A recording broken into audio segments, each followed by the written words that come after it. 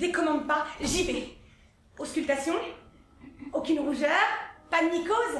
Juste au moment de partir, petite palpation. Je me laisse faire.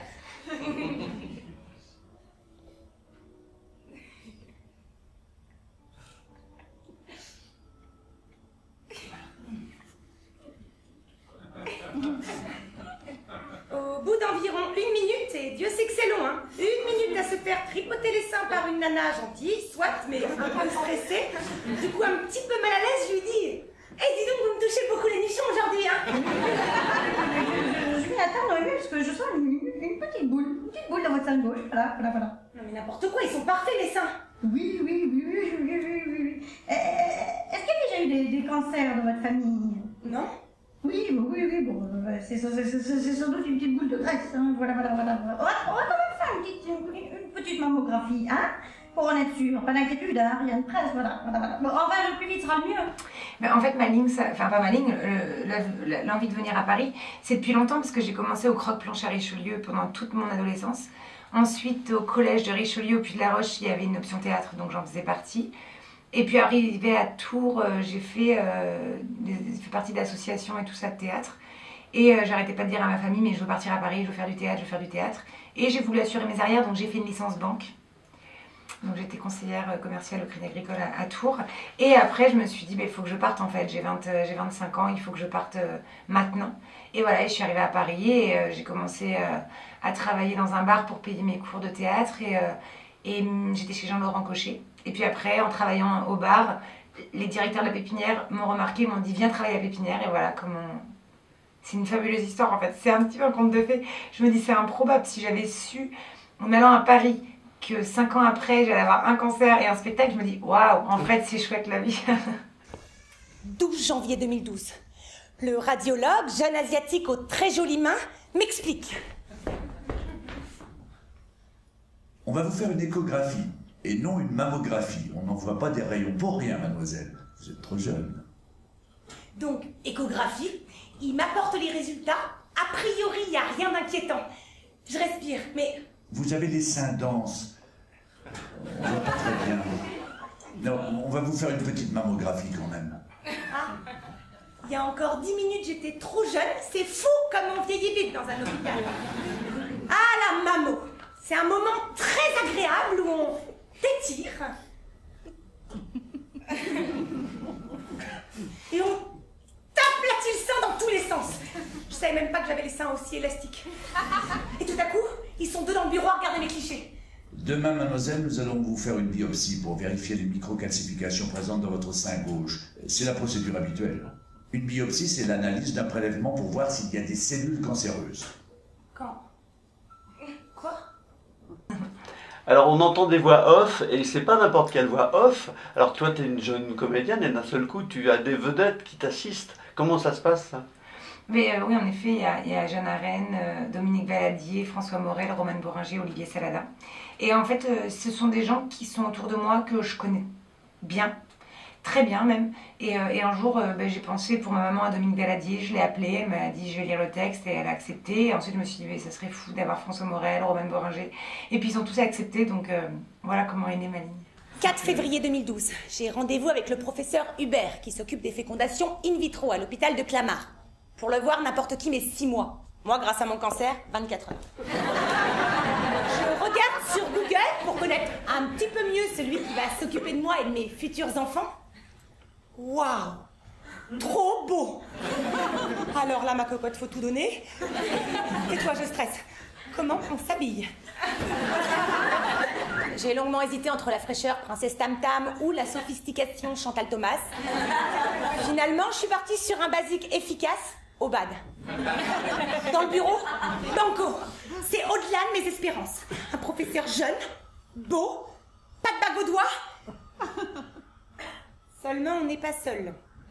La psychologue jeune et jolie assiste malheureusement au rendez-vous, c'est la procédure. Il m'explique qu'il va me congeler mes ovocytes par prévention. Comme ça, si la chimio fait trop de dégâts, je pourrai avoir recours à la fécondation in vitro. Waouh! En plus, il est prévoyant, il pense à notre avenir. Il me propose que l'intervention ait lieu lundi.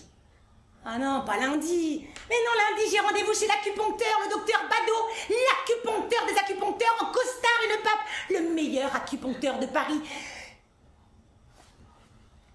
Il me calme. Il va l'appeler pour moi.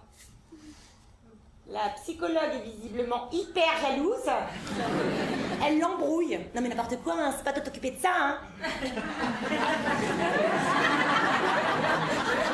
Il la fait partir et on se retrouve enfin tous les deux. Waouh!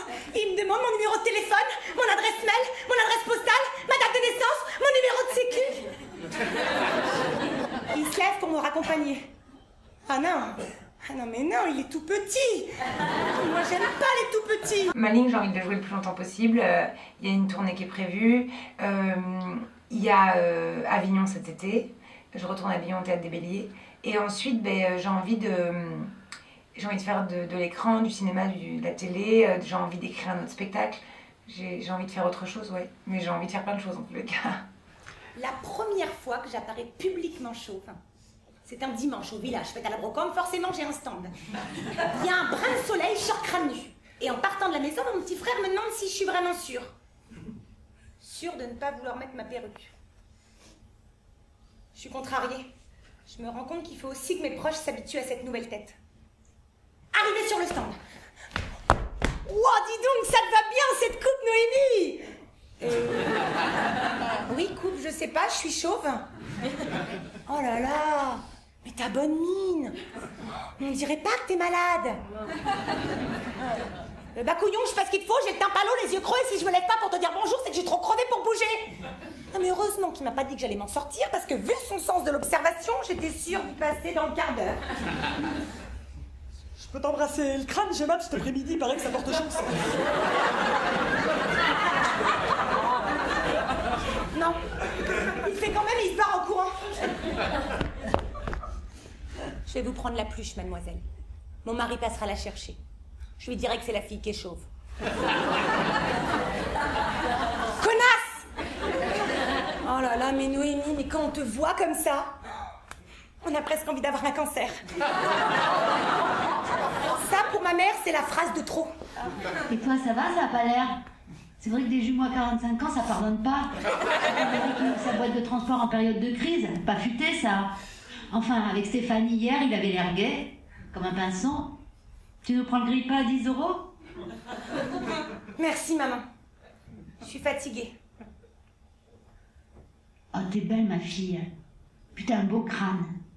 Et puis tes oreilles sont bien collées. Oh non, vraiment, je t'ai bien réussi.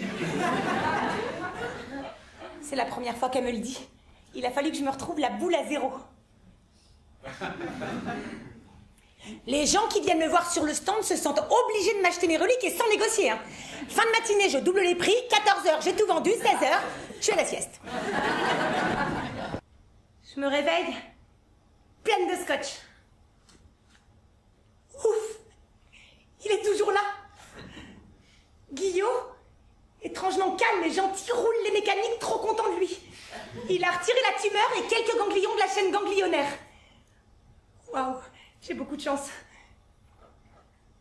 Il tire comme un cinglé sur mes pansements et me montre mon nichon, mon Robert, ma pomme, mon sein. Aucune cicatrice. 3 points autour du mamelon. Il sourit. Je lui souris aussi. Il me prend la main. Je lui serre la sienne. Merci, docteur. Oui, bon. Allez, bon, ça va. Il quitte ma chambre précipitamment. Quelques séances de drainage lymphatique plus tard, les médecins m'accordent 15 jours de vacances. Pause. Si par le hasard de la vie, tu rencontres une jeune femme qui vient d'apprendre qu'elle a un cancer, tu vas lui dire quoi? Moi, je dirais qu'il faut y croire. Il faut croire en la guérison, faut y croire en fait, tout simplement. J'ai pas de conseils à donner, je pense qu'on a une force surhumaine tous, que le jour où on apprend qu'on est malade, ben on se bat. Parce qu'on n'a pas le choix en fait, finalement la maladie, t'as qu'un chemin à prendre, la guérison. Parce que c'est pas comme dans la vie où des fois quand ça se passe mal dans ton couple, tu te dis bon bah je vais pas me divorcer, il y a les enfants, il y a tout ça.